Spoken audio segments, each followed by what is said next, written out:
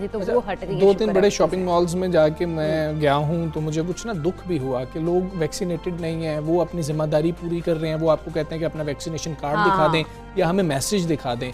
लोग जिन्होंने एक तो अव्वल तो वैक्सीन नहीं लगवाई हुई, ऊपर से वो बहस कर रहे हैं कि आप हमें कैसे रोक सकते हैं अंदर जाने से। हमजा बदतमीजी करने लग जाते हैं वो बहस, ये बात ज्यादा दुरुस्त है। बिल्कुल बहस से आगे बात चल जाती है, बदतमीजी कर रहे हो कुछ है मैं शायद कर रहा हूँ, वो मैसेज नहीं आ रहा, वो ये नहीं हो रहा, वो नहीं हो रहा, वो कार्ड गुम गया है, वो मतलब कुछ इस तरह की बात कर रहे हैं। भाई आपकी भी सेफ्टी के लिए है, बाकियों की सेफ्टी के लिए। खैर साथ ही एक और फैसला आया जो आपके साथ शेयर कर रहे हैं। कोरोना वबा में कमी के बाद एनसीओसी ने पाकिस्तान आने वाली परवाज़ों के लिए ट्रैवल पॉलिसी में भी तब्दीली का फैसला किया। अच्छा, एनसीओसी के मुताबिक तमाम फ्लाइट्स को 10 नवंबर से पूरी गुंजाइश के साथ पाकिस्तान आने की इजाज़त होगी। 10 ममालिक जो हैं वो ऐसी कैटेगरी है यानी कि सी कैटेगरी में रखे गए हैं और इलामे के मुताबिक कोरोना की जो शरह है क्योंकि ज़्यादा होने पर 10 ममालिक को कैटेगरी सी में रखा गया, ये रीज़न बताई गई है। बिल्कुल ऐसा ही है, मुस्लिम ममालिक इसके अंदर शामिल है। हम बात कर लेंगे कि मुल्क के अंदर इस वक्त कोरोना की सूरत हाल असल में है क्या, और एनसीओसी के मुताबिक कोई दिख रहे हैं कि कोई ख़तरा अभी भी मौजूद है या नहीं है। पार्लिमानी सेक्रेटरी बराए हेल्थ डॉक्टर नौशीन अहमद साहिबा हमारे साथ मौजूद हैं। डॉक्टर साहिबा अस्सलाम वालेकुम, गुड मॉर्निंग। डॉक्टर साहिबा आप प्रोग्राम में हैं, ये बात करके अच्छा लग रहा है और काफ़ी अरसे बाद हैं। ये हम ये तो नहीं कहेंगे काफ़ी अरसे बाद अच्छा लग रहा है, लेकिन हमें इत्मीनान है कि हमें नहीं लेना पड़ा, अल्हम्दुलिल्लाह हालात इतने बेहतर हैं। तो डॉक्टर साहिबा आप लोग क्या देख रहे हैं कि हालात कैसे हैं, कोई अभी भी ख़तरा मौजूद है? जी जब तक हमारे मुल्क में एक केस भी कोविड का मौजूद है, खतरा तब तक जो है वो हमेशा रहेगा जब तक हम ये एक केस मौजूद होगा। मगर इस वक्त डेफिनेटली जो पॉजिटिविटी रेशियो है वो बहुत नीचे आ गया हुआ है, 1 के करीब चला गया है, जो कि एक बहुत खुशाइन बात है। मगर जब तक हम अपनी 70% आबादी को वैक्सीनेट नहीं कर लेते, हम लोग उस वक्त तक मैं समझती हूँ कि हम पूरी तरह से रिलैक्स नहीं हो सकते हैं।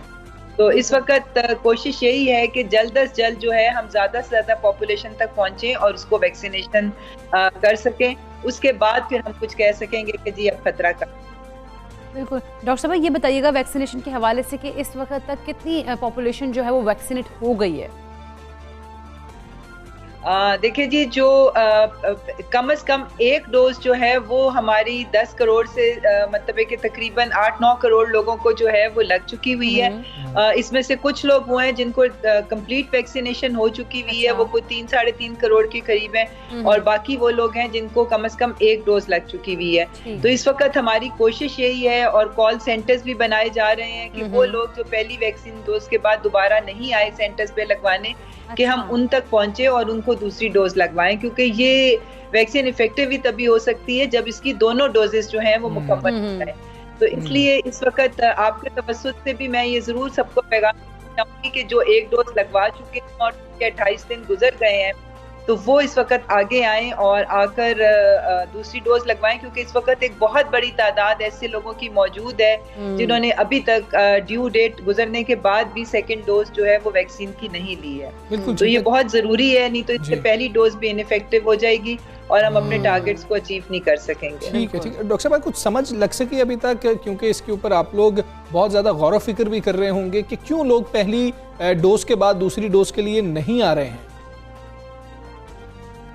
देखिए जी, इसमें इस चीज़ के ऊपर बिल्कुल गौर किया जा रहा है और वजूहात जो हैं उनको भी ढूंढने की कोशिश की जा रही है।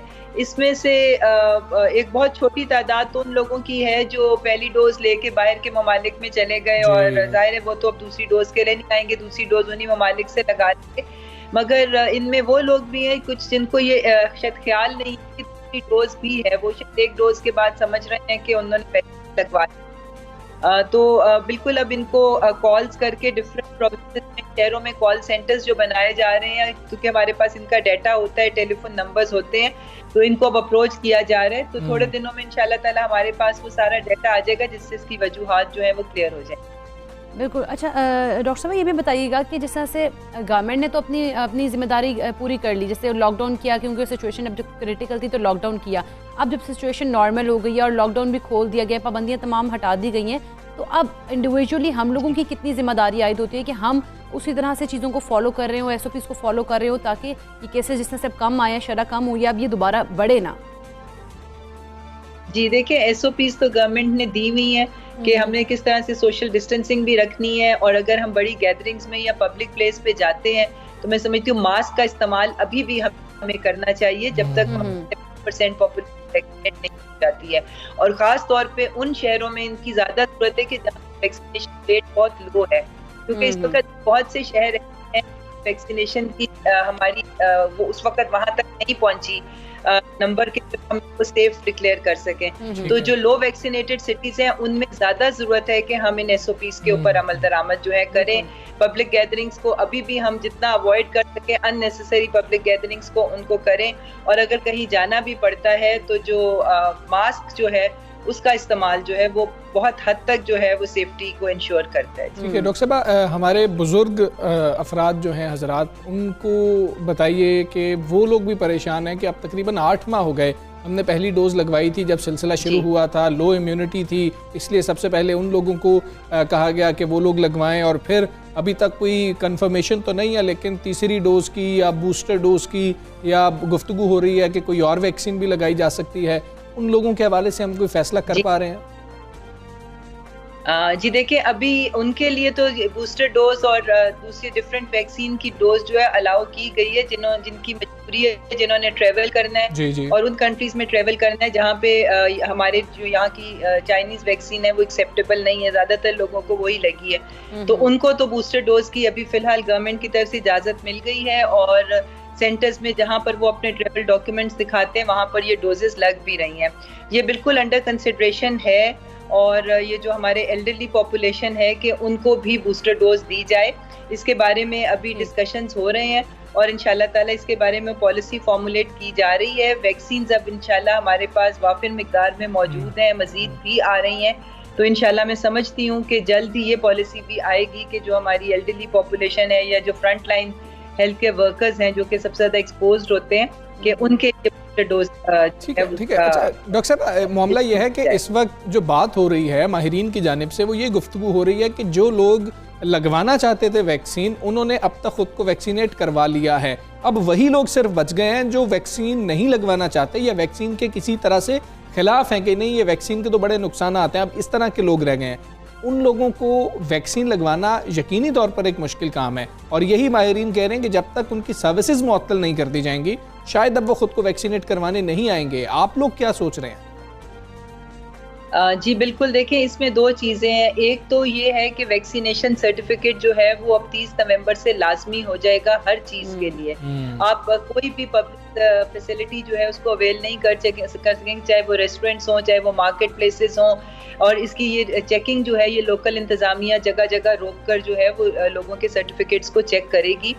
और ये बिल्कुल अब लोग ट्रेवल नहीं कर सकेंगे, ट्रांसपोर्ट नहीं यूज़ कर सकेंगे, बाय एयर का ट्रेवल नहीं कर सकेंगे, ट्रेन्स में नहीं कर सकेंगे, बसेस वगैरह, स्कूल्स में आप नहीं जा सकेंगे, ऑफिसेज में आप नहीं जा सकेंगे। तो ये तमाम पाबंदियां हैं ये वैक्सीनेशन के साथ बिल्कुल एसोसिएटेड होंगी, मगर उसके साथ साथ हुकूमत ने वैक्सीनेशन को तेज करने के लिए, क्योंकि जो लोग खुद सेंटर्स पे नहीं आ रहे, जिस तरह पंजाब में एक RED यानी कि रीच एवरी डोर कैंपेन शुरू की है, जिसमें लोग टीमें डोर टू डोर जा रही हैं। तो अभी तक हमारा जो 10-11 लाख का टारगेट है वो पर डे का वो तकरीबन अचीव हो रहा है, तो इससे ये कि सेटिस्फैक्शन है जी, इंशाल्लाह लग रही है डोज इंशाल्लाह जी। डॉक्टर साहब बहुत शुक्रिया आपका, सबसे पाकिस्तान से आप बात कर रही हैं, और सूरत हाल अल्हम्दुलिल्लाह अंडर कंट्रोल है, और हम यही दुआ करते हैं अंडर कंट्रोल नवंबर से डॉक्टर साहब मैंने कह दी कि वो लोग कहीं पे भी ट्रैवल या कहीं पे भी आ जा नहीं सकेंगे जो लोग कंप्लीटली वैक्सीनेटेड नहीं होंगे, उनके पास सर्टिफिकेट्स सहूलतें आपसे छीन ली जाएंगी, तो उस वक्त परेशान होना भी यही चाहिए। वैसे हमजा, जो लोग अब रह गए हैं जो नहीं